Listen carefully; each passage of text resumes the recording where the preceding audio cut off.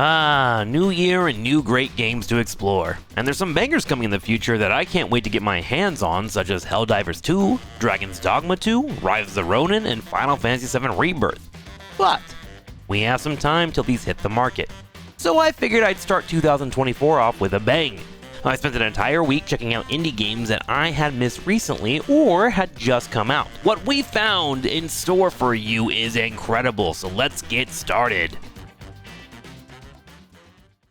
It has been 14 years since a major release Prince of Persia has hit the gaming world. I missed out on the series growing up, so I figured it was time to give this franchise a visit with the newest release, Prince of Persia: The Lost Crown.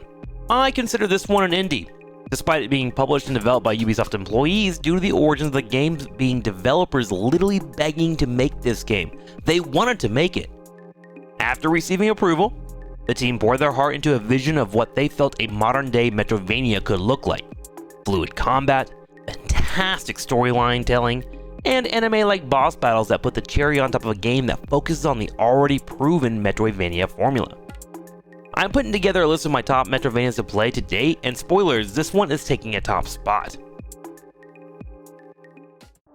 Indie games have a ton of roguelites. It's just cost efficient and wise to focus on games that feature multiple runs using the same assets.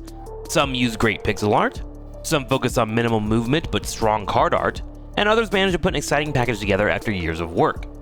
Beneath Arisa is the latest roguelite I have tackled that really appealed to my appreciation of camera movement. It's a card game, similar to that of Slay the Spire, that allows you to witness your character's every movement. Tack on some roguelike elements, a new card unlocks, and interesting paths that build your character, and you have an indie game that is pleasing to the eye while being deadly for the player. I'm a Frostpunk nut. I love that game. Any game that puts you into a position where you have to make morally gray decisions in the interest of survival is a game that I want to get my hands on. The darker, the harder the subject matter, the better. One of my favorite TV shows is Black Mirror to give you a sense of what I like to ponder and think about. Now, with that backstory, I present to you New Cycle, a city building simulator with a twist of solar flares wiping out technology and forcing humanity to start from humble beginnings once again. You'll meet opposing humans who wish to take your land, your resources, and even people. You've been put in command and you'll need to make decisions to keep the colony and city safe. It is a bit slower paced compared to Frostpunk, so I don't want to oversell it too much, but it's still a fun time, and if you're into these type of decision-based games, you gotta pick it up. I'm going to admit it, I'm a Harry Potter fanatic. My girlfriend and I go to Universal once a year just to ride the rides and yell magical spells at random people who pass by. That doesn't really happen. Harry Potter was an important part of why I've read so much when I was a kid. Because of it, I've always had a special place in my heart when it comes to the idea of magic. Luckily for us, Klei Entertainment has got us covered. From the developers of a game you've often seen on my channel, Oxygen not included, we've been blessed with something similar with Mind Over Magic. This game features resource management, which is something Klei has always specialized in, while you grow a school to teach children the beauty of magic. You'll wind up dungeon crawling your way to victory while simultaneously fighting back against the fog aiming to destroy your school. Now, this game is early access at the moment, and there were a couple bugs that I've ran into, but it's well worth your time.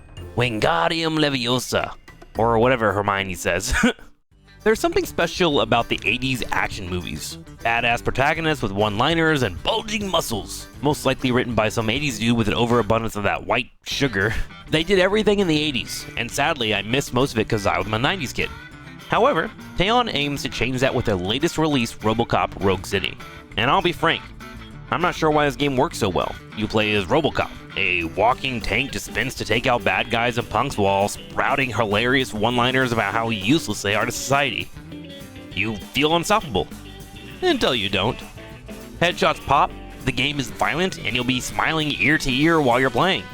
It's not a full arcade game done in a couple of hours either. RoboCop has some depth to it. It takes time to help civilians and side quests to discover the truth before blasting away bad guys who deserve it to the tune of about 10 to 15 hours. This game literally pushed me to go back and watch the original RoboCop movies. If they're anywhere near as fun as this game, I'm in for a treat, and you are too if you would love to play something RoboCop related.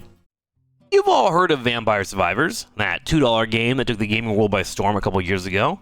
Well, apparently there's another game called Brotato. I will admit, I enjoyed the cadence of this one a bit more, and the builds are more fleshed out to give you ups and downs of picking up power-ups. With a large cast of characters who feature different passives and abilities, you'll always be entertained as you attempt to build the perfect build. Honestly, if you have spent time on Twitter the last 6 months, you've probably already seen this game, so be a real spud and pick it up. I spent more time on games this Indie-a-thon in an attempt to get more fleshed out opinions of them. There were a few more that were visited, but these are the ones I can wholeheartedly suggest to you for you to try at home. As always, you can find the full gameplay experiences on my other YouTube at youtube.com/moreTrikSlyr, or by joining us live over on Twitch. We're live pretty much every day at twitch.tv/TrikSlyr. Come hang out, enjoy some games, and say hi to the wonderful community. I can't wait to see you there.